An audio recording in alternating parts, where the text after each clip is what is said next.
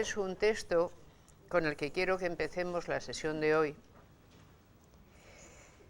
Es un texto raro porque realmente no sabemos con exactitud quién es su autor. Se le ha dado como nombre primer programa de un sistema del idealismo alemán y aparecen, son varias hojas sueltas, falta la primera, como pueden ver, ese texto viene de otra parte, que la primera parte ha desaparecido, y empieza una ética, puesto que en el futuro toda la metafísica caerá en la moral, de lo que Kant dio solo un ejemplo con sus dos postulados prácticos, sin agotar nada. Esta ética no será otra cosa que un sistema completo de todas las ideas, o lo que es lo mismo, de todos los postulados prácticos. La primera idea es, naturalmente, la representación de un mí mismo como de un ser absolutamente libre. Con el ser libre autoconsciente emerge simultáneamente un mundo entero de la nada, la única creación de la nada, verdadera y pensable. Este texto se atribuye indistintamente a Schelling, a Hölderlin o a Hegel. Y probablemente es de los tres. Esto es, probablemente lo construyeron entre los tres y repartieron, se hicieron una copia para cada uno, porque ideas que los tres van a mantener están presentes en este texto. Es un texto que jamás se publicó, no pasó de ser un esbozo que unos jóvenes de 20 y pocos años habían hecho en una noche en el seminario donde los tres vivían, tanto Hegel como Hölderlin, como Schelling, eran seminaristas y estaban en el Stift de Tubinga. Incluso se dice que una noche saltaron la tapia del seminario, porque era, pónganse que estos chicos estaban ahí y lo que se estaba desarrollando fuera de Alemania era la Revolución Francesa. Se dice que saltaron las tapias del seminario y se fueron a plantar un árbol de la libertad. Era una ceremonia que la República Francesa había inventado, ¿no? El plantar el árbol de la libertad para que crezca frondoso y a su sombra el pueblo pueda... El lenguaje no suena. En Alemania la libertad no estaba muy a mano. De hecho, no había libertad, por supuesto, libertad de prensa o de imprenta no existía, libertad de cátedra tampoco, y la libertad de opinión estaba más que mermada. Pero estos tres chicos, obviamente, y mucha más gente que ellos, veían en Francia una especie de ejemplo. O sea, en Francia están haciendo algo nuevo, nosotros deberíamos sumarnos. ¿Qué podemos hacer? Vamos a plantar un árbol de la libertad. Así que con las mismas, ignoro qué clase de árbol encontraron, pero se dice que saltaron las tapias, fueron y plantaron un árbol de la libertad en algún lugar.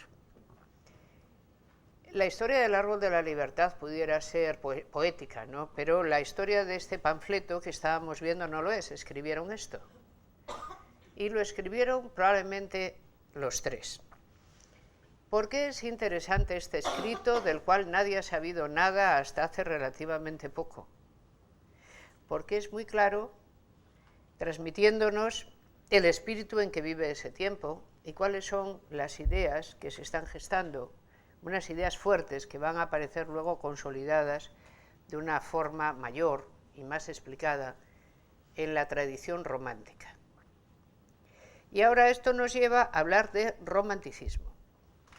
Solo un poco, pero lo necesitamos. Ayer, si recuerdan, acabamos en Wittgenstein, en la identificación de Wittgenstein con la idea kantiana de que algo para ser una sentencia de ética debe ser absolutamente incondicionado.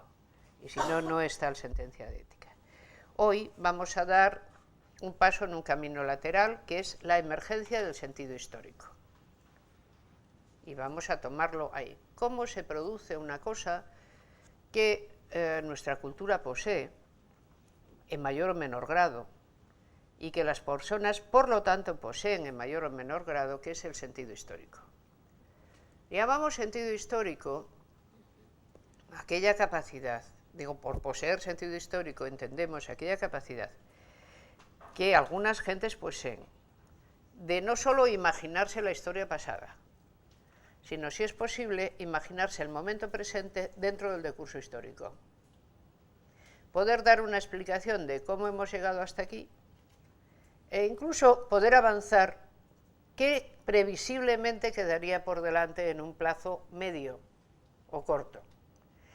Poder entender, por lo tanto, también cualquier suceso como parte de una cadena causal en el pasado y poder dar los rasgos pertinentes de esa cadena causal. Es poder decir el cómo y con una serie de conceptos, cómo pertinentemente se explica cómo hemos llegado hasta aquí. Piensen que la mayor parte de las sociedades que hemos conocido y que hemos conocido estudiándolas en el pasado, no podemos saber de ellas que tengan sentido histórico, aunque hayan llegado a elaborar una narración histórica. Es diferente tener una narración histórica de tener sentido histórico. De hecho, todas las formas estatales siempre poseen narración histórica. Cuando no encontramos narración histórica es cuando nos encontramos ante un grupo humano que no ha llegado a desarrollar formas estatales. Cuando las ha desarrollado, inmediatamente aparece la narración histórica. Es decir, alguien cuenta quién vino primero y quién después, qué rey hubo antes y quién hubo después. La narración histórica, por así decir, sería la primera parte del sentido histórico, pero no es el sentido histórico. Si intentara un ejemplo, quizá ustedes saben perfectamente lo que es un anacronismo. Es cuando uno en un relato del pasado introduce algo que no es posible que estuviera allí. Hay anacronismos en muchas partes. Por ejemplo, en algunas famosas obras de teatro de autores relevantes del Renacimiento, se dice, están hablando de la Roma imperial y dice, suena el reloj y da la hora.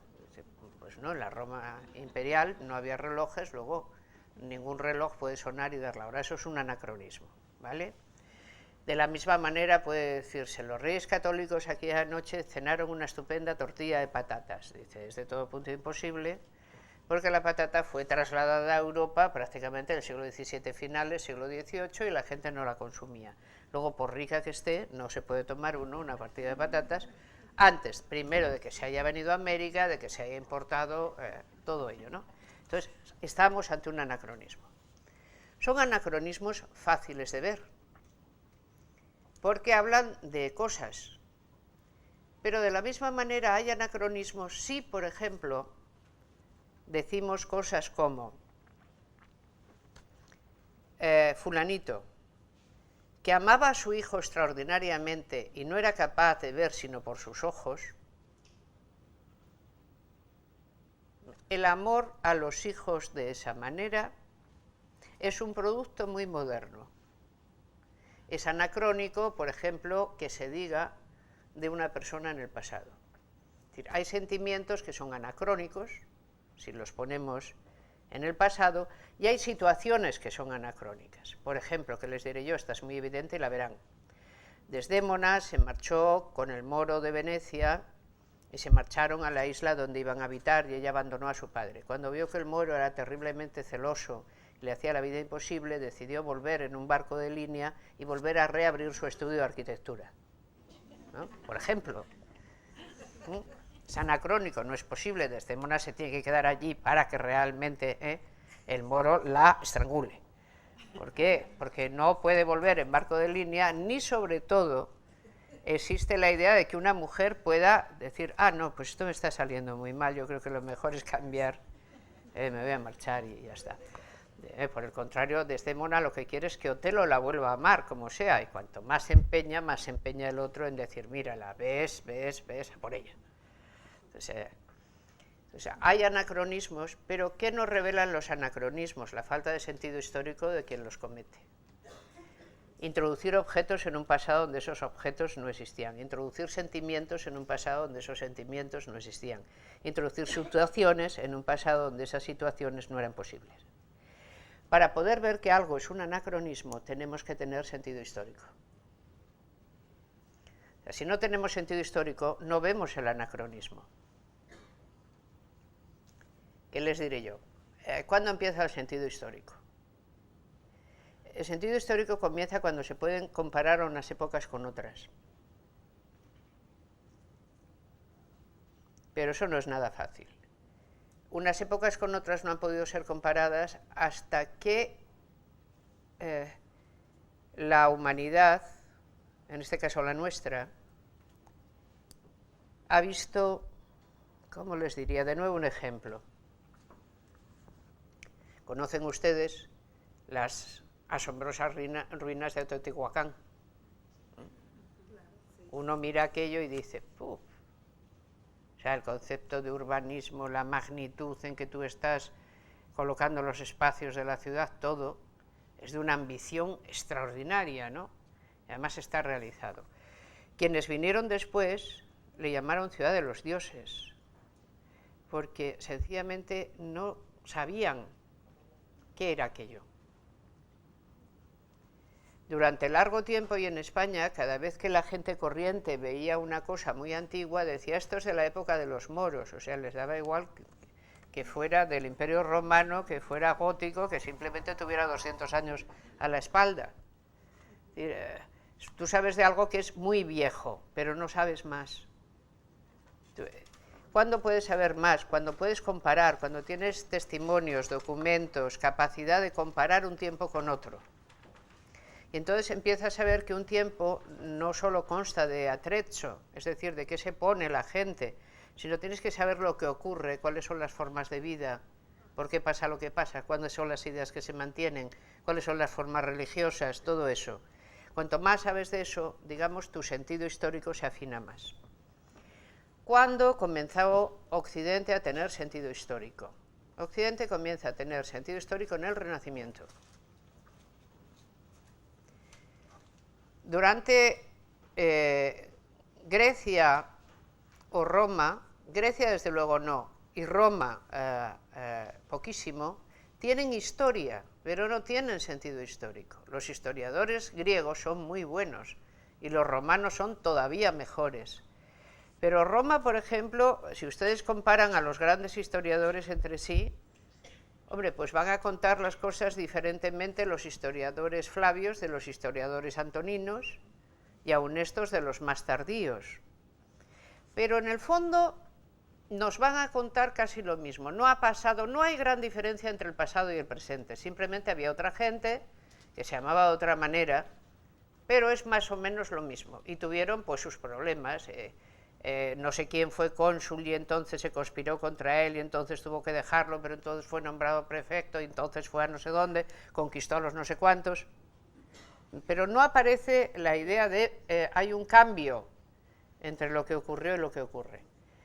Vemos una primera introducción en San Agustín, porque San Agustín se ve en la obligación de tener algo muy parecido al sentido histórico. San Agustín es el último romano. Después de él ya no habrá más. Piensen, Agustín de Hipona es un tipo que nace en el norte, cerca del actual Túnez, Argelia-Túnez. Se traslada a Roma, a Milán, y vuelve y muere en África, también, en el norte de África, que es todo entonces Imperio Romano. Y muere como obispo de Hipona cuando su ciudad está siendo sitiada por los bárbaros.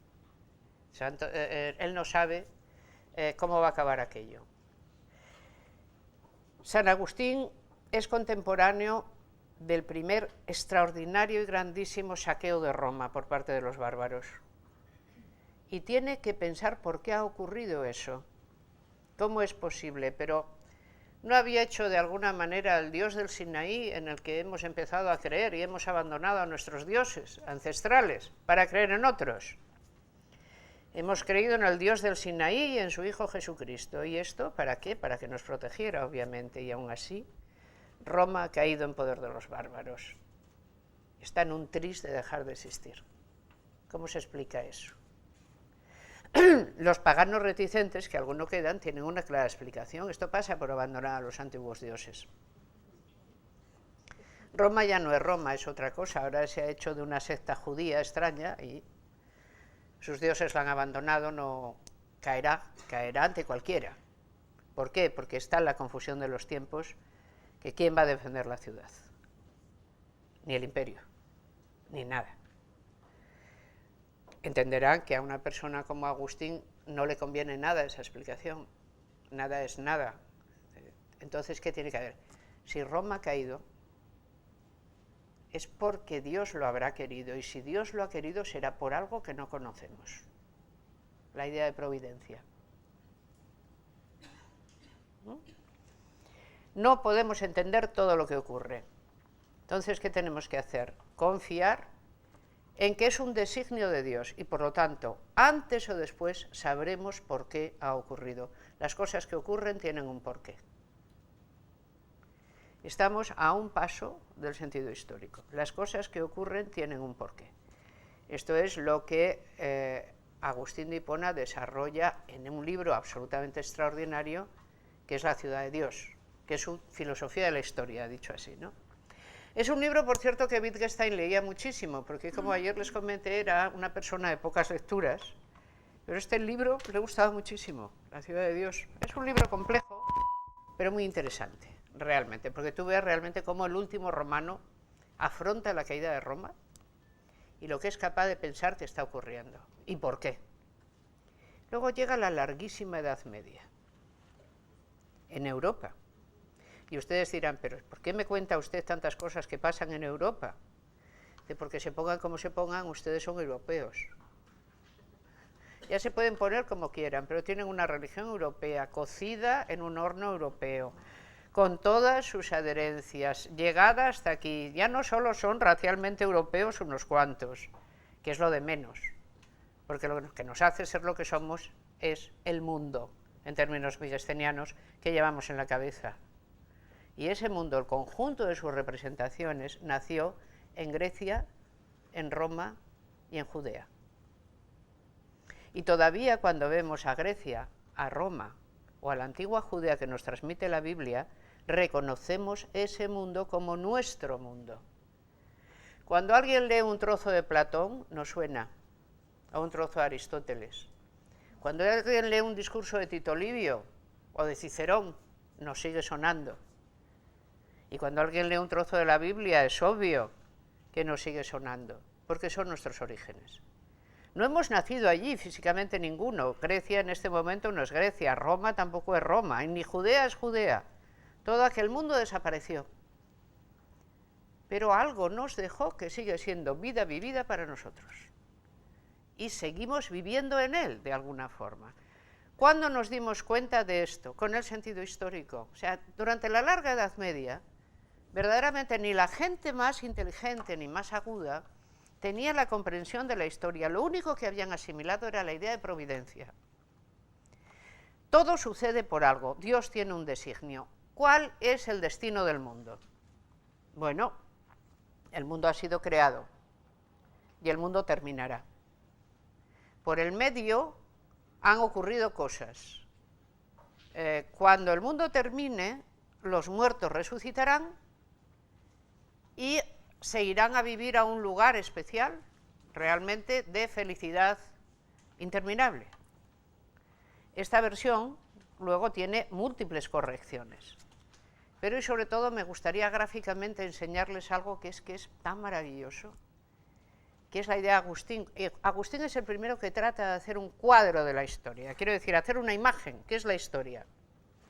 ¿Recuerdan ustedes haber visto cruces, y cuando las cruces son muy antiguas, hay dos letras griegas que cuelgan de los brazos, el alfa y el omega, el principio y el fin? Pues bien, el alfa, el mundo empieza, porque Dios lo crea. El omega, el mundo terminará, cuando Dios lo desee. Dios sabe cuándo, nosotros no, y en el medio del mundo ha nacido el Hijo de Dios para explicarnos el asunto. Una línea cruza con otra línea, el alfa y el omega. La cruz es la representación de la historia. La cruz no es solo una cruz, es un misterio que nos ha sido revelado como representación misma de la historia. Me gustaría ponerles alguna cruz para que esto se viera claro. Esto permitirá que yo me meta en más sitios, aquí en un Google Más. Debía yo de saber mejor esto, porque si me voy de aquí, ¿saben lo que temo? No poder volver a encontrarlo. Yo le indico de lo que se trata y mientras tanto, porque quiero una gran cruz para que ustedes vean cómo en la cruz se ve desde Agustín la representación misma de la historia. ¿Qué es la historia, no?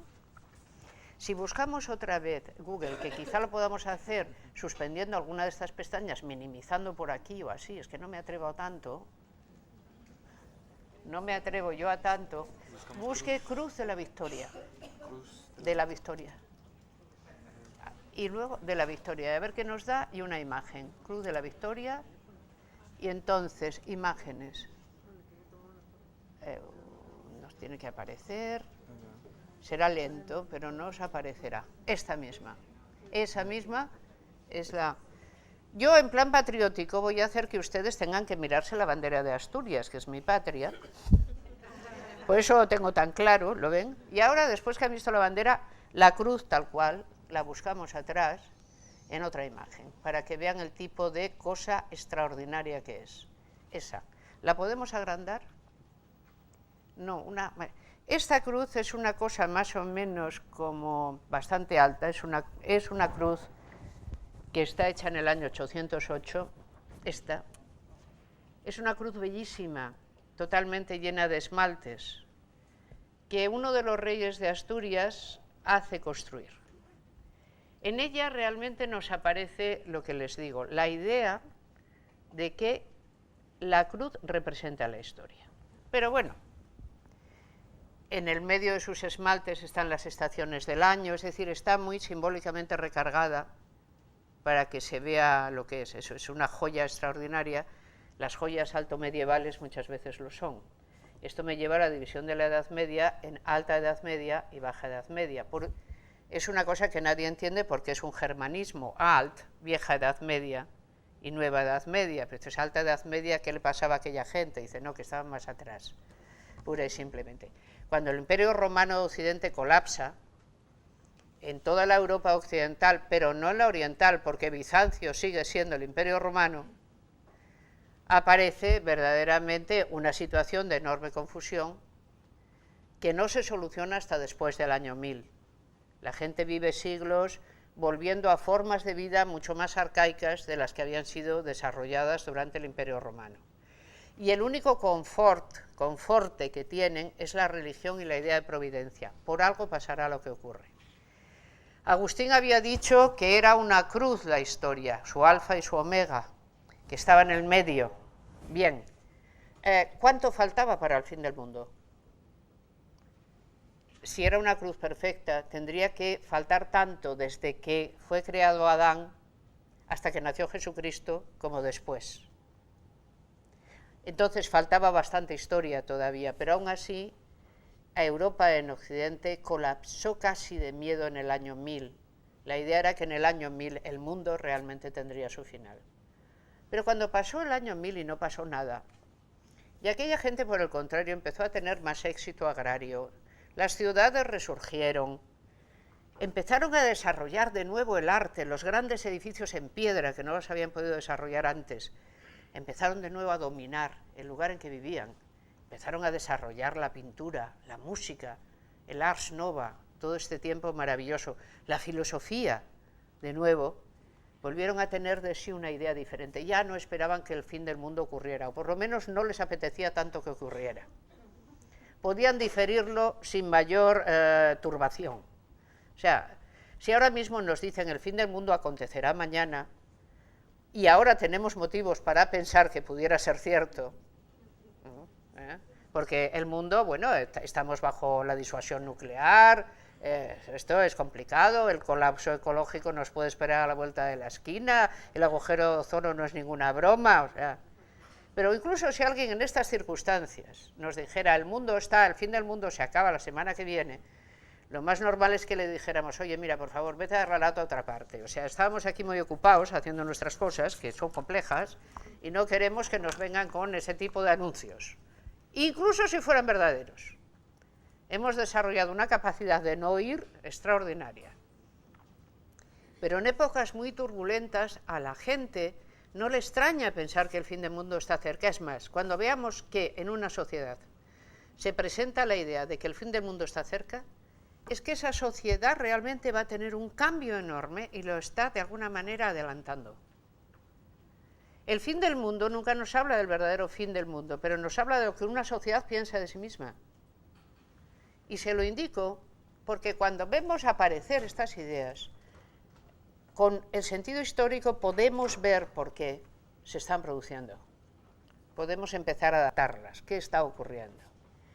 Pero la Edad Media siguió, y aquel mundo se iba haciendo cada vez realmente más gozoso, cantarín y complejo. Era una cosa maravillosa. Vean las grandes catedrales góticas, yo qué sé, Notre Dame de París, la Catedral de Colonia, en España las catedrales de León o Burgos. Bueno, la Catedral de León la conocen, es algo extraordinario. A ver si esta vez sé. Es algo verdaderamente extraordinario si no lo han visto. Es uno de los edificios más bellos del gótico. Yo le voy a pedir a usted que esté siempre a mi lado. Mire, véngase para acá. Véngase para acá, que la cosa merece mucho la pena. Y es que a veces las imágenes nos ayudan mucho. Y si realmente las podemos tener, es mejor que las tengamos, ¿no? Para situar algunas cosas. Vamos a buscar la Catedral de León, que además ustedes se llaman Nuevo León por algo, y por lo tanto les va a gustar, casi con seguridad, verla, si es que no la han visto ya. La buscamos ahí mismo y buscamos imágenes. Catedral de León. En España hay una polémica sobre las catedrales. ¿Cuál es más hermosa? Si Burgos o León. No tiene, vamos, esa es la Catedral de León. No tiene comparación. La de León es muchísimo mejor, desde mi punto de vista. Es extraordinaria. Pero bueno, podemos quedarnos con esta. Esta es la torre más antigua. O tiene otra. Busquemos una imagen más pequeña o no la podremos ver entera. Sí. Y luego busquemos una imagen del interior, porque una de las cosas que tiene esa catedral es la colección de vitrales más maravillosos que ustedes se pueden imaginar. Es como estar encerrado en una caja de cristal. Es bellísima. Y la vamos bajando. Sus torres son naturalmente muy altas y hermosísimas, su rosetón, sus arbotantes que sostienen el cuerpo central, y ahora abajo estarán sus pórticos, que nos irán apareciendo ahí. Cuando la gente se ponía ya a hacer y era capaz de hacer estos grandes edificios, ¿podía esa gente tener una idea pequeña de sí mismos? En absoluto. Los seres humanos nos recreamos en lo que somos capaces de hacer. Y nos emociona y nos da una gran gallardía interna, por hablar en esos términos, ¿no? Quienes construyeron esta maravillosa catedral, obviamente no se sentían parte de una cosa llamada la Edad Media. Quiero con ello llevarles a un sitio. La gente de la Edad Media no se creía que viviera en la Edad Media, ¿me explico? Simplemente vivía. Dicen, nosotros los medievales no es una cosa posible de decir, ¿vale? Y ahora que ya tenemos el exterior y lo hemos visto, podríamos tener el interior, una foto sola del interior para que se den cuenta del tipo de maravilla que es. Es que es realmente asombrosa. Todas las grandes catedrales góticas lo son, ¿no? Pero esta es sublime. Pues bien, esta gente no tenía sentido histórico, pero tenía ya clarísima su lugar en el mundo. Tenía clarísimo su lugar en el mundo. Es la misma gente que se aventura a reconstruir las grandes rutas comerciales, y cuando ve que están cerradas porque Bizancio ha caído y el turco está en el medio, entonces se aventura a ir navegando hacia Occidente. Sin más, y se encuentra con que quedaba en el medio una cosa sumamente larga y bastante grande, que aquí conocemos perfectamente y que acaba teniendo el nombre de Américo, porque aquel señor fue más hábil. Pero es así. Era extraño, pero ¿qué pasa en el Renacimiento? ¿Qué es el Renacimiento? Le llamamos Renacimiento el momento en que la Edad Media está plenamente desarrollada y empieza entre la gente culta. Mira, esta que es maravillosa. La ponemos a tamaño pequeño y se verá.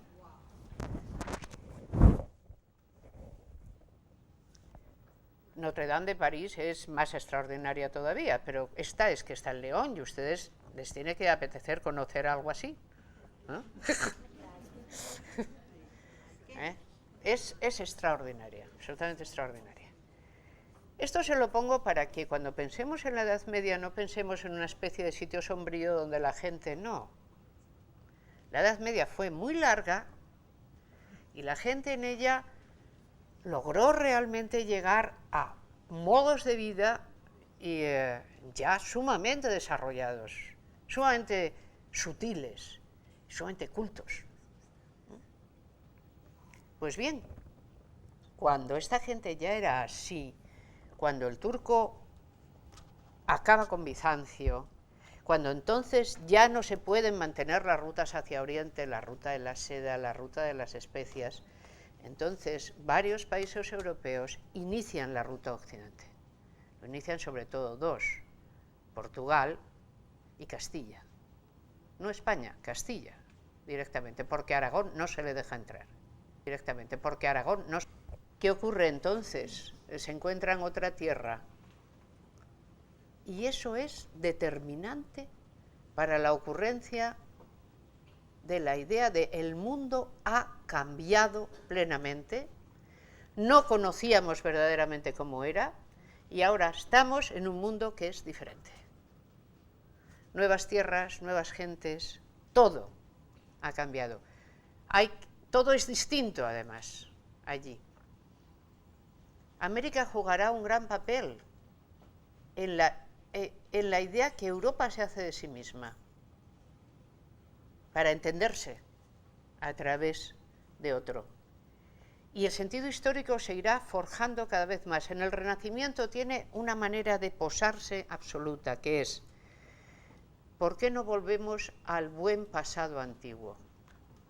¿Por qué no volvemos a imitar a Grecia y a Roma?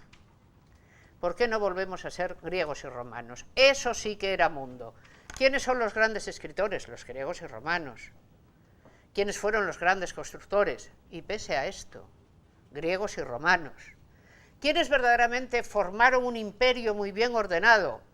Romanos, por lo tanto. ¿Por qué no volveríamos a Grecia y Roma? La gente culta, que es la élite renacentista, piensa realmente el mejor periodo del mundo sucedió en el pasado. Hay que volver al pasado. Si reconstruimos ese pasado, el mundo, el viejo y glorioso mundo clásico, resucitará. Cuando se pusieron a reconstruirlo, lo que surgió fue la Reforma protestante y dio al traste con el proyecto. Pero esto, fíjense, nunca se nos va de la cabeza. En realidad, lo que dicen a veces a algunos ensayistas es la nostalgia del imperio siempre ha sido el gran motor de Occidente. La nostalgia del imperio que ha ocurrido y que hay que volver a revivir. La nostalgia del imperio operando ahí, ¿no? Siempre en el fondo de todo lo que deseamos. La gran resurrección del mundo clásico tiene varias estaciones. Y a la que ahora me quiero referir es a un momento poco conocido que se llama La querelle des anciens et des modernes. La disputa entre antiguos y modernos, que es un episodio de la historia de la cultura francesa, pero muy informativo para lo que va a ser, entender el sentido histórico. La idea era la siguiente: ¿somos superiores o no a Grecia y a Roma? Realmente los modernos, es decir, la gente que hemos nacido después del Renacimiento, ¿los modernos hemos superado a los antiguos o no? ¿Sí o no? Y la respuesta es doble. Unos dirán, en absoluto, los modelos antiguos son la perfección misma. Quien ve la Venus de Milo ya la vio. Y dice, oye, ¿puede hacer usted una Venus que esté mejor? Dice, no. Simplemente no. Quien ve el Partenón ya vio cómo es un gran templo. ¿Puede hacer uno mejor? No. Quien leyó a Tito Livio ya sabe cómo se escribe la historia. ¿Puede alguien escribirla mejor? Difícilmente. Quien leyó a Aristóteles o a Platón ya sabe cómo se hace la filosofía. ¿Es la nuestra mejor? Un momento, que nos entran las dudas. A ver. ¿Sabían algo los antiguos que nosotros no sepamos? No. Sabemos todo lo que ellos sabían, para eso los hemos estado estudiando durante todo el Renacimiento absolutamente a fondo. después de eso hemos aprendido nosotros algo que ellos no tuvieran previsto. Uy. Bueno, hay dos maneras de verlo. Después de la antigüedad vino la religión cristiana. Si esto fue un bajón, entonces simplemente todavía tenemos que seguir subiendo para recuperarnos.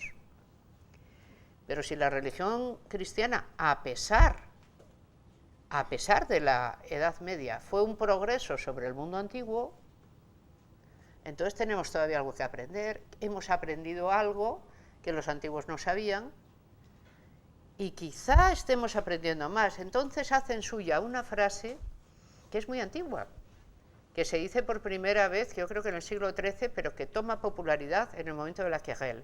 Diciendo, es posible que seamos enanos, sí, pero somos enanos que vamos a hombros de gigantes. Los gigantes son la antigüedad clásica. Es posible que nosotros, medidos con la antigüedad clásica, no demos la talla, pero estamos sobre ellos. De tal manera que por poco que veamos, vemos más. La primera idea de que realmente el Occidente ha superado a su pasado, al glorioso pasado clásico, se presenta a finales del siglo XVII. Y eso sí que ya entronca directamente con el sentido histórico, porque hace aparecer una idea que le sonará mucho, porque es una idea difícil, es la idea de progreso. Es una idea difícil, pero una idea que utilizamos constantemente. No conocerán ustedes a gobernante que no diga que lo suyo es un progreso sobre lo anterior, sea verdad o mentira, y la gente, incluso la gente más desavisada, cree que hasta la moda es un progreso. Hay que ver qué cosas más modernas nos ponemos ahora y no como los antiguos, que no sabían tener un sentido estético tan depurado como el de la moda de este año. Es decir, vivimos dentro de la convicción de que el progreso existe. Es una de esas convicciones que normalmente no necesitan ser argumentadas. Yo creo que con esto más o menos ha quedado claro dónde está el momento de surgimiento y cuáles son del sentido histórico, ¿no? Bueno, pues ahora vamos a volver al primer programa del idealismo alemán, si es que yo lo encuentro, que pudiera ser que sí, por una vez. Por una vez puede que sí, puede que no, ¿eh? Que es que no me fío nada de mí misma en estas cosas, nada. No lo voy a encontrar, está claro que no lo voy a encontrar. Lo teníamos por ahí, ¿verdad? Si es que esto de las computadoras es como el animal de compañía de uno solo se entiende bien con el propio, porque lo tiene domesticado, y aquel lo sabe conducir.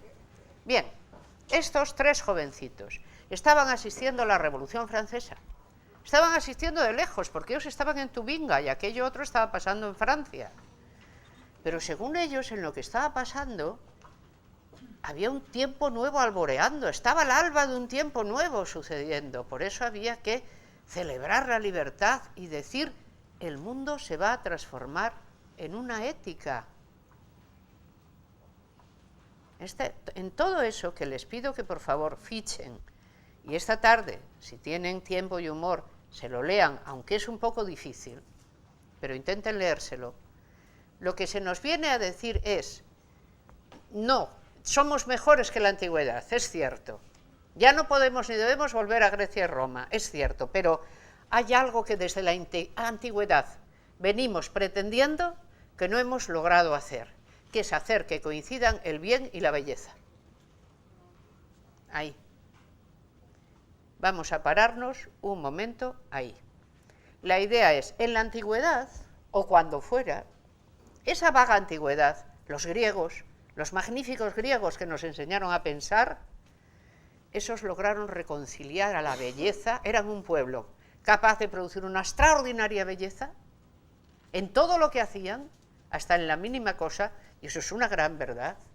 O sea, uno en una excavación griega encuentra cualquier cacharrito y dices, ¿cómo es posible este sentido de la belleza tan agudo y a la vez tan como estático, prudente? La misma idea de belleza que tenemos viene de ahí, viene del equilibrio, ¿no? La belleza es equilibrio. Y produjeron también la idea del bien, donde en Platón sobre todo, ¿no? La idea de bien es la más alta de las ideas y las preside todas en el luminoso mundo de las ideas, que viven separadas de las cosas y son perfectas. Eso, ¿por qué no reconstruir o construir o inventar de nuevo el ideal clásico? ¿Y cómo se llama esto? Kalos kai agazos. Si se lo pondría en griego, pero no estamos hoy en la parte que permite escribir en griego. Pero queda mucho mejor en griego. Kalos kai agazia. Kalos kai agazos. Bello, kalos, kai y agazos. Bueno, este es el ideal del mundo clásico. Era un mundo donde, cuando querías pensar lo más alto que pudiera pensarse, pensabas en la kalos kai agazia. Esto es lo que piensan estos tres jovencitos que ocurría. Si ocurría o no realmente es una cuestión que vamos a pasar a ver a continuación. ¿De acuerdo? En el Renacimiento la idea es, verdaderamente en el gran mundo antiguo estaba la semilla de todo lo mejor. Fueron los que crearon el derecho, crearon realmente el Estado, crearon las formas religiosas que tenemos, crearon el arte que seguimos reconociendo como el perfecto, crearon la misma idea de perfección, griegos, romanos, aleluya, todo honor y toda gloria, hay que decir ya. Pero nosotros hemos subido por encima de ellos, es la idea de la que Hegel. Ahora somos mejores. Qué raro, porque somos enanos, pero somos mejores. Sí, es que esto es una cosa extraña, pero nos pasa. Cada vez que hay un gran cambio, aparece la nostalgia del imperio y la nostalgia de Grecia. En el idealismo alemán, la nostalgia de Grecia está absolutamente presente. Y en la Revolución Francesa también. Ay, Dios mío. ¿Podemos buscar el juramento de los Horacios? Es que esto se va mucho mejor así. Yo a usted luego le tendré que, no sé, que le sobornaré o algo, porque le sobornaré como poco, le regalaré un libro, digo yo, porque es que los intelectuales somos muy tacaños.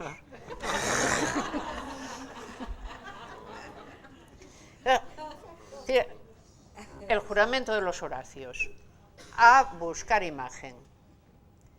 En la Revolución Francesa se pintó este cuadro que vamos a ver. Ahí lo tienen. El juramento de los Horacios. Esta gente que está haciendo la Revolución Francesa, ¿qué se creen que son? Vean el cuadro. Romanos. Son romanos de nuevo.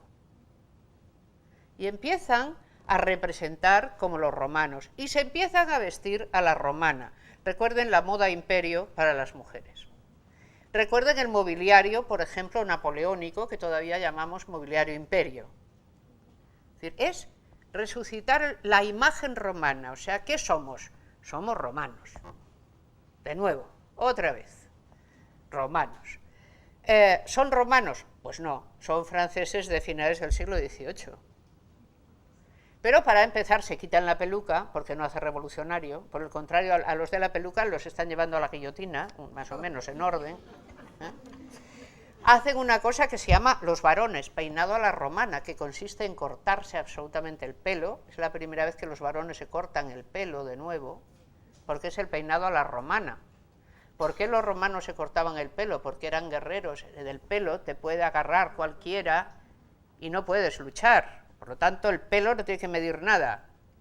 Entonces, el peinado a la romana, todo. Cuando la gente entiende que un mundo nuevo llega, siempre tiene la idea de ponerle la estética del mundo antiguo, del mundo grecorromano. No solo en estética. ¿Qué hacían estos tres jovencitos? Buscar el ideal de la kalos kai agazia. ¿Realmente mantenían los griegos la kalos kai agazia? No lo sabemos. Vamos a ir a ver qué era lo que sí pensaban los griegos de la kalos kai agazia. Durante un momento vamos a ver esto. Esto es, de si es posible o no la identidad entre bien y belleza. No que sea un ideal, sino si es posible. Kalos, kai, agazos. Para empezar, kalos y agazos los usaban los griegos como denotativos, no como valorativos. Con ello querían decir que agazós era alguien no que fuera bueno en el sentido que nosotros entendemos bueno, sino que era bueno porque no podía dejar de serlo. Ejemplo, la Ilíada. Si habrán ustedes visto en la obligación de leer algo de la Ilíada alguna vez. Es uno de los grandísimos poemas originarios, ¿no? En la Ilíada sale un tal Agamenón, que recordarán, es un tipo con el que uno preferiría no encontrarse jamás. Hace cosas que están francamente mal muy a menudo. Por ejemplo, disputa con Aquiles. Bueno, primero, el ejército está teniendo, el de los aqueos, una peste terrible porque él ha robado a la hija del sacerdote Crises. Y no le importa nada. Cuando el adivino le dice tienes que devolver a la hija del sacerdote porque si no la peste no va a cesar, la respuesta de Agamenón es desonada, esta me la he quedado yo y si no que se vuelvan a juntar todo lo que cada uno robamos y entonces yo vuelvo a coger. Si no, no. O sea, no estoy por la idea de que yo tenga que renunciar a algo, así lo quiera Apolo en persona. Como no lo hacen, entonces le quita a Ulises a Briseida y encima le quita todo lo que, a Aquiles, todo lo que le ha tocado a Aquiles. Y no le importa nada. Va y hace los sacrificios para que cese la peste, pero sigue, vamos, la idea de que él ha realizado algo que está mal no se le pasa ni por la cabeza. Y sin embargo, Agamenón es un agazós. Es decir, un agazós puede ser violento, mentir si hace falta, asesinar si toca, robar, por supuesto, y todas las cosas que no estaríamos dispuestos a creer que están asociados con la palabra bueno. Él siempre será agazós, haga lo que haga. ¿Por qué? Porque es bueno por su casa. ¿Está? ¿Qué hace alguien bueno? Venir de una buena estirpe.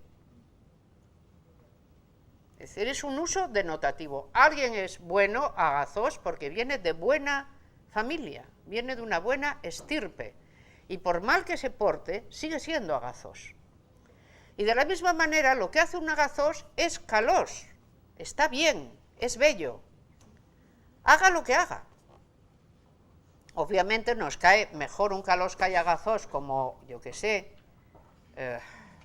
Héctor, en la Ilíada es el mejor, Héctor sin duda alguna, que no Agamenón, pero todos ellos son agazoi, y todos ellos son caloi, porque lo son por su casa. La idea es, calós que agazós es alguien que tiene derecho a serlo, porque su estirpe lo es.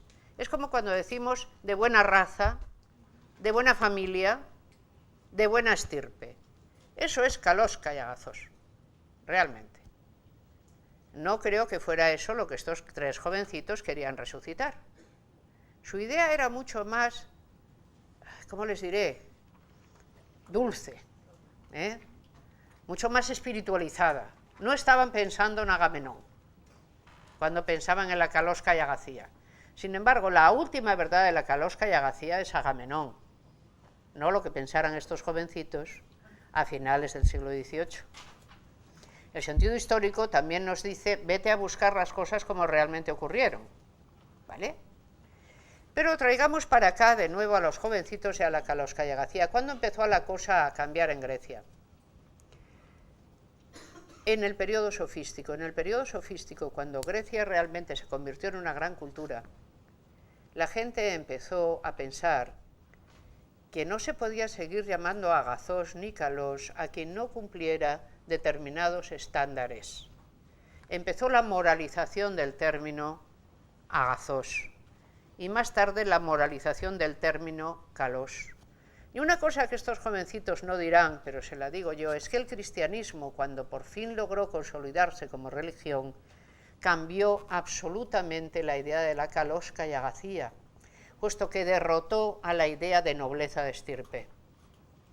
La idea es todos somos iguales, absolutamente, puesto que Dios es tan absolutamente superior a todos y cada uno de nosotros, que no podemos medirnos sino con el metro de Dios, que nos ve a todos aproximadamente muy pareciditos. Y solo nos distingue no por lo que tengamos o dejemos de tener, sino por lo que somos capaces de hacer. una esclava como Blandina que muere en el circo porque no quiere renunciar a sus creencias cristianas, es tan héroe o más héroe que cualquiera de los héroes de la Ilíada. Esto es lo que el cristianismo pone en el medio de la convivencia romana. Rompe la Kalóskaya-Gacía y pone modelos de Kalóskaya-Gacía insoportables para el mundo antiguo. Como una pobre esclava que es mutilada en el medio de... Dice, sí, es más, será santa, recogeremos su sangre en relicarios y diremos que estaba por encima de todos los césares. Esa gente está buscando una legitimidad moral enorme y la está poniendo en el medio de la convivencia para decir, esto son ahora nuestros valores, no son los vuestros. Es lo que han hecho. Valores tan difíciles de realizar que incluso a día de hoy no se realizan. Pero esa, digamos, estirpe cristiana de la idea de igualdad no se puede olvidar nunca, porque está ahí. La tiene. ¿De dónde ha nacido? La Kalóskaya-Gacía, está claro, era de Grecia. ¿Y lo otro? ¿De dónde nos viene? Siempre se dice, Occidente tiene dos orígenes. Grecia es uno, Judea es el otro. Vamos a hablar otro poco de Kalóskaya-Gacía, de Grecia y de Judea, porque esto nos lleva a donde queremos llevar, que es el culto al mundo clásico, cuando se acaba el culto al mundo clásico y cómo empieza Europa realmente, porque es Europa quien desarrolla todos estos pensamientos, la primera, a localizar el sentido histórico en alianza con su visión de lo que es el cristianismo dentro de la historia, de lo que realmente, del registro que cabe otorgarle al cristianismo dentro de la historia general. Esto es bastante complejo, pero voy a hacer una cosa, voy a dedicar 10 minutos a esto. Es que claro, me va a pasar como ayer. Voy a dedicar 5 minutos a esto, 5 minutos, 7 minutos a Schopenhauer, que vendrá a continuación. Recuerden, ayer dije, empezaremos por ver la aparición del sentido histórico, pues, veremos la Kalóskaya-Gacía y luego a ver si podemos llegar al romanticismo poco, pues vamos ahí. Kalóskaya-Gacía, recuperada en el siglo, a principios del siglo XIX, ya no es Kalóskaya-Gacía de la Grecia clásica, que era otra, y Occidente tendría dos padres, dos madres, una sería Grecia y otra sería Judea. ¿Qué ha heredado de cada una de ellas? De Grecia habríamos heredado todo nuestro mundo conceptual, nuestro mundo de representaciones, nuestras formas artísticas, buena parte de ellas, pero de Judea habríamos heredado nada menos que toda nuestra geografía sentimental. La geografía sentimental, o sea, los sentimientos de que somos capaces y la manera de ordenarlos. Si nosotros leemos, por ejemplo, la Ética de Aristóteles, veremos que hay sentimientos que allí no están. La Ética de Aristóteles es un libro enorme, pero es el libro de un griego. Si leemos el libro de Job, veremos otra cosa. ¿Cómo conciliamos esos dos orígenes? Hegel, cuando es muy joven, por eso les traje el panfleto de los tres, pero en realidad a mí de los tres el que más me interesa es uno, que es Hegel, porque es el que inicia la reflexión histórica tal cual. El gran padre de la filosofía y la historia es Hegel. Tenemos que entender la historia si queremos saber quiénes somos, venimos de ahí, y tenemos además el deber de entenderla casi completamente. Y realmente las lecciones de filosofía de la historia de Hegel puede que estén un poco atrasadas, están dictadas en el siglo XIX, pero siguen siendo un monumento a una ambición enorme conceptual por entender la historia, qué ha ocurrido, cómo estamos aquí, qué ha sido cada mundo que nos ha precedido. Si tenemos eso delante de nosotros, vamos a poder entendernos a nosotros, la idea de la filosofía de la historia, porque hay que saber historia, no por mera curiosidad, No, porque es que tenemos que ver cómo se ha desarrollado nuestro mundo a partir del otro. Eso es lo que tenemos que entender sobre todo. ¿Por qué? Porque forma parte del proceso de autoconocimiento. La peculiaridad que tenemos es ser una humanidad que sabe que es histórica. Sabe que viene de antes, sabe que ha pasado por fases diferentes y por lo tanto es capaz de compararlas, y el saber que tiene sobre sí misma es totalmente diferente que el saber que la humanidad ha tenido de sí durante el pasado. No se parece en nada. ¿Qué hemos aprendido de Grecia? ¿Qué hemos aprendido de Judea?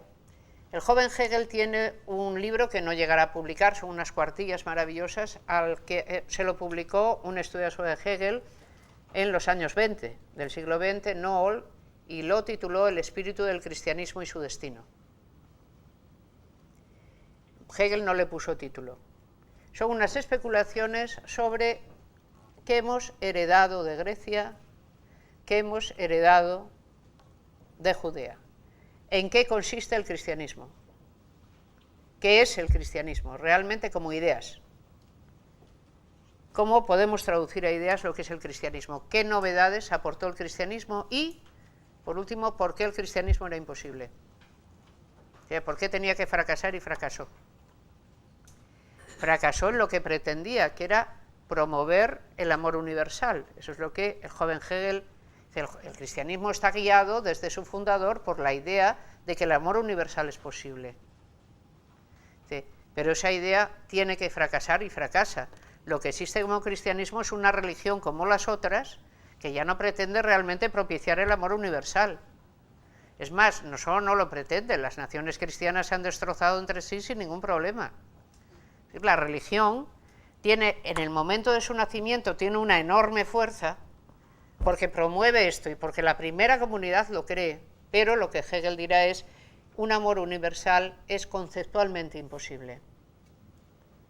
No puedes amar a toda la humanidad. La humanidad está dividida en grupos y siempre es un grupo contra otro. El grupo de grupos, el grupo universal, no es posible. Es una ficción ética, pero no va a poder producirse nunca. Sin embargo, la primera presentación, que toda la humanidad pudiera ser una humanidad absolutamente reconciliada, Kalosca y Agazós, estirpe divina, esa se presenta en el cristianismo. Y es la primera vez que se presenta. Los griegos no han tenido esa idea, los romanos no han tenido esa idea, hasta que de alguna forma no se han vuelto judíos. Y se han vuelto judíos en el momento en que admiten como religión propia una remodelación del judaísmo. No olvidemos nunca que el cristianismo es una herejía del judaísmo, obviamente. Es decir, y que el cristianismo nace en el seno del judaísmo. Es un judaísmo transformado. Lo más que dirán algunas personas sobre esto, de bueno, en realidad, en el momento de la destrucción del templo de Herodes, nacieron dos religiones: el judaísmo como lo conocemos hoy y el cristianismo como lo conocemos en la antigüedad. Pero el judaísmo también se transformó, obviamente lo hizo, pero justamente para buscar su separación del cristianismo, mientras que el cristianismo con el judaísmo hizo nada menos que robarle todos sus textos sagrados. Es uno de los robos más fuertes de la historia. Coges los textos sagrados judíos y declaras que son textos cristianos y que son el Antiguo Testamento. De repente has dejado a todo un pueblo sin sus textos sagrados porque dices que son tuyos y que hablan de ti. Por supuesto, Moisés, problema hay, es el gran legislador hasta que llega Jesucristo, por supuesto. ¿Cuál es el texto más fundamental de todos los textos cristianos? El Sermón de las Bienaventuranzas. Ahí aparece la nueva moral. Se os ha dicho, pero yo os digo. Se os ha dicho, pero yo os digo. Se os ha dicho, pero yo os digo. ¿Qué hay que conservar del judaísmo? La Iglesia de Jerusalén, San Pedro y Santiago, que están allí, tendrán un problema. ¿Qué es lo que hay que conservar del judaísmo? Hay un tal Pablo por ahí que anda convirtiendo a los gentiles y a gente incircuncisa y que come cosas que no son kosher. ¿Qué va a ser esto? Y entonces la visión de Pedro. No, es que ya no hay circuncisos ni incircuncisos, ¿recuerdan eso? Ni hombre, ni mujer, ni libre, ni esclavo, no hay nada de eso ya. Ahora sois todos uno en Cristo. Y eso está, digamos, escrito en pleno Imperio Romano. Es decir, el Imperio Romano va a tomar esa nueva forma del judaísmo y lo va a convertir. El judaísmo es una religión exclusiva, uno es judío si nace de madre judía. Lo va a convertir en una forma religiosa inclusiva. Es cristiano cualquiera que quiera serlo. Lo único que tiene que hacer es pasar por un rito, que es una lustración, es un rito lustral, bautizarse con agua. Problema, que te lo tiene que hacer otra persona. Por eso se prevé que incluso para los que no son cristianos, y nadie los ha podido bautizar, pero lo desean de un modo fervoroso, se dice, un ángel aparece en el mismo momento de la agonía y los bautiza. A una religión siempre, digamos, cierra lo más que puede el campo de posibilidad donde está, ¿no? Cuando Hegel ya no es el jovencito que escribe ese primer programa del liberalismo alemán, es un filósofo muy maduro y se está preguntando realmente qué heredamos de cada parte, en qué somos griegos, en qué somos cristianos, y hace las lecciones de filosofía de la historia, hace la última gran filosofía optimista.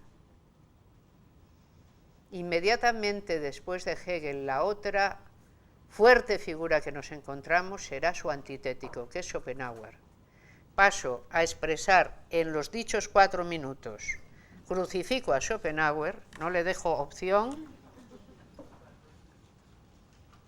y nos damos cuenta de dónde quiero situar la cuestión de si ética y estética son o no la misma cosa. Para el joven Hegel era claro que el mundo antiguo había intentado unificar ética y estética, que lo hizo a través de una nueva forma religiosa, que fue el cristianismo, pero que esto es un ideal que siempre se va a plantear, pero nunca puede cerrarse. Este es el decurso. Cuando Hegel daba clases en Berlín, un joven empezó, un algo soberbioso, consiguió ser de alguna manera autorizado a dar clases en la misma universidad, de filosofía también, y tuvo la soberbia, que no hay otra manera de llamarlo, de ponerlas a la misma hora que daba sus clases Hegel, que era el sabio reconocido, o sea, la figura sobre la cual no había debate, no era posible, era lo más sabio que habían visto, y la verdad es que bastante bien que se merece muchas de estas, ¿no? Pues el jovencito Arturo Schopenhauer puso las clases a la misma hora para que no quedara duda de cuál era su opinión. En su opinión, todo Hegel era pura palabrería. Y lo único que había que saber lo podía contar él muy bien contado, y era relativamente breve. Aunque para ello escribió un libro bastante grueso, que es su primera obra, que se llama El mundo como voluntad y representación. Había que entender el mundo. No vamos de eso. Bien, Hegel está intentando entender las religiones, la historia, el arte, la política, la cultura. Yo voy a entender algo que está mucho más debajo de todo eso, que es que somos de verdad, cuando todas esas cosas no están.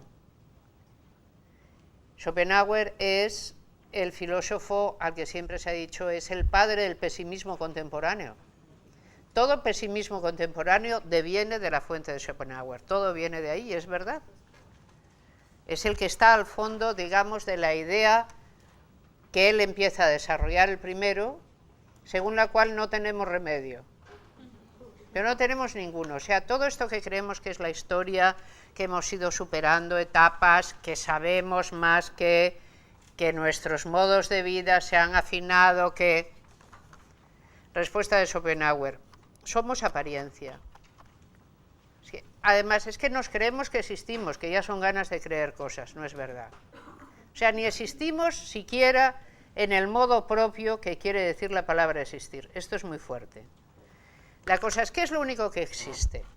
Lo vemos si miramos simplemente el mundo de la naturaleza.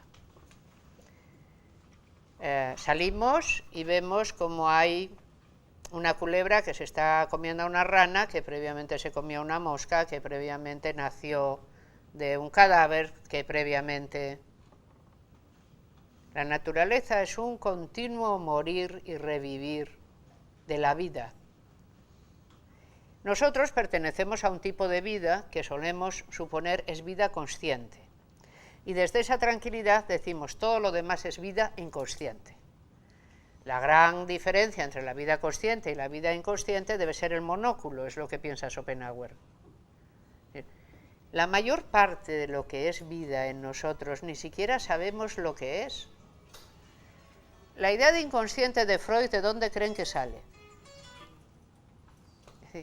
La conciencia respecto de nuestra vida es una fina membrana que está encima de todo lo que somos de verdad. Y de ese todo lo que somos, la vida viviendo en nosotros, ni siquiera podemos ser conscientes. No lo podremos ser nunca. La conciencia solo es un epifenómeno de la vida, ni siquiera podemos ser. En animales superiores hay cierta conciencia, pero obviamente no como la nuestra. La conciencia que tenga un caballo de ser un ser que vive, no la podemos siquiera imaginar. Podemos imaginar que alguna tiene. La conciencia que tenga un perro de ser un ser viviente. Vemos que tiene voluntad, que tiene afectos, que hay gente a la que quiere y gente a la que teme y gente a la que odia, que intenta, que de alguna manera se comunica, pero no podemos vivir en su... no sabemos su modo de conciencia, porque nuestra conciencia, lo veíamos ayer, al estar mediada por el lenguaje, se ha hecho realmente muy divergente de cualquier otra conciencia. No es solo sentimentalidad, hay más ahí metido, pero ¿cuánto de la conciencia conocemos? La ética. Lo que distingue a los seres humanos, dirán las gentes cuando llegamos a este punto, es la ética. Los animales simplemente obran, pero nosotros somos capaces de tener ética. Respuesta de Schopenhauer, mentira. No tenemos ninguna. No solo no tenemos ninguna, le llamamos ética a cualquier cosa, uno, y dos, ni siquiera sabemos cómo somos. No, todo el mundo cree de sí, o sea, la idea de la gente normal, tal y como Schopenhauer se la representa, la idea de que somos seres éticos, es lo siguiente. La teoría de la decisión, dice, ¿qué nos convierte en seres éticos? Pues somos capaces de plantear una situación y decir, en esta situación, ¿qué cabe hacer? Estas son las razones a favor, estas son las razones en contra. Voy a ponderar las razones, y aquellas que resulten, en efecto, la deliberación, ser más pertinentes, me inclinarán a obrar de una determinada manera. Según Schopenhauer, no existe deliberación. Si hay algo que no hagamos, es deliberar. Actuamos mucho antes de deliberar. La ética está, si está en alguna parte, no está en que deliberemos, ni en que creamos que unas razones son mejores que otras, no. Está en nuestro propio cuerpo. En realidad, nosotros, antes de actuar, no sabemos lo que vamos a hacer. Esto tiene su aquel, ¿eh? La idea es, antes de haber en efecto actuado en un sentido, no sabemos lo que íbamos a hacer. Y lo que hacemos no lo hacemos porque lo hayamos deliberado, sino porque espontáneamente fue aquello que inmediatamente nos salió. No teníamos otra posibilidad tampoco. Uno se conoce por lo que hace, no al revés. No se conoce uno y en consecuencia obra de determinada manera. Primero la gente obra y luego a través de lo que ha ido haciendo se va conociendo. Y varios de ustedes hacen, que lo he visto. En el fondo esta teoría les resulta familiar, pero no les resulta familiar porque esto se cuente. Están ustedes hablando de sí mismos psicológicamente. Tienen esta experiencia, muy probablemente varias veces. ¿Por qué impremeditadamente le di 2 bofetones a aquel? Me salió. ¿Por qué en vez de atacar me retiré? Porque soy un cobarde. ¿Cómo sé que soy un cobarde? Porque he actuado como un cobarde. No lo sabía antes de tener el desafío. ¿Cómo sé cómo soy? Dice, y aquel día, el día que robé los 400 pesos porque los vi solos, dice, ¿qué soy? Dice, alguien a quien es mejor no dejarle dinero a mano porque se me va la mano y no... Con toda mi buena voluntad, yo a aquellos que se me va, entonces, a ver, ¿cómo va a ser esto? O nos conocemos en lo que hacemos. ¿Qué es lo que hace la cultura? La cultura nos intenta llevar en una dirección que le llama el bien, pero no es más bien ni mal, es simplemente lo que le conviene a la sociedad, a eso se le llama bien, y lo que no le convenga a la sociedad, a eso se le llama mal. Todas las ideas de bien y de mal no están colocadas en el cielo, ni nos las ha revelado no sé quién, simplemente consisten en que está bien lo que le viene bien al grupo y está mal lo que le viene mal al grupo. Luego el individuo será llevado a aprenderse bien qué es lo que le viene mal y qué es lo que le viene bien al grupo. Y si no se lo aprende bien, no hay que sentarle y explicárselo, hay que aplicarle castigos. El jarabe de palo, así llamado, es mucho mejor que todos los discursos éticos, en opinión de Schopenhauer. ¿Vale? Dios mío, creo que me avisan de que queda un minuto. ¿Tienen ustedes una pregunta que dure medio minuto?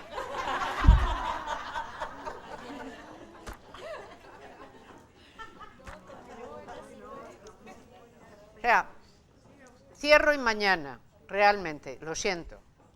Pero me embalo. Y es que este Schopenhauer es muy de embalarse. O sea, la idea es, la sociedad lo que hace es hacernos a su imagen. ¿Para qué? Para poder ella pervivir. La sociedad puede prescindir de los individuos, es más, nosotros no estaremos. Y habrá sociedad igual, serán otros, y harán lo que hacemos nosotros. Porque lo que tiende a conservarse es la sociedad, no el individuo. Y por lo tanto, ¿qué nos enseña la sociedad? A que ella perviva. Y para eso nos enseña la moral. No para que nosotros vayamos a no sé qué cielos, ni no. Es para que ella perviva. Está mal todo lo que le viene mal, está bien todo lo que le viene bien. Y eso es lo que hay que aprender. Y al que no lo aprende, hay que aplicarle jarabe de palo de un modo contundente para que lo vaya aprendiendo. Pero, para que no se diga, no solo pensaba Schopenhauer en el castigo, no, y dice, y a los que obran bien hay que darles recompensas, dice, a ser posible baratas, pero de mucho lustre. Por ejemplo, con decoraciones, distinciones, o sea, con un trozo de tela puedes hacer a las personas muy felices y cuesta muy poco. Te pongo esta tela aquí, una medalla abajo, y con ello te digo que eres excelente y que has de servir como ejemplo. Y ya está. Distinciones hay que darlas siempre porque es la otra manera. Una manera es disuadir, la otra manera es animar. La sociedad nos enseñará moral disuadiendo y animando. ¿Para qué? Para pervivir ella. ¿Por qué? Porque la sociedad que no tiene una única cabeza, que no es capaz de pensar es capaz el individuo, nosotros, nosotras, cada uno piensa. La sociedad no piensa, pero tiene voluntad de pervivir. Y esa es la única realidad que existe, la voluntad de pervivir. Y esta voluntad de pervivir, la que tiene la sociedad, como la que tiene un caballo, como la que tiene una hormiga. Es la misma voluntad de pervivir. Y ese es realmente el fundamento del mundo. Eso es lo único que existe, la voluntad de pervivir.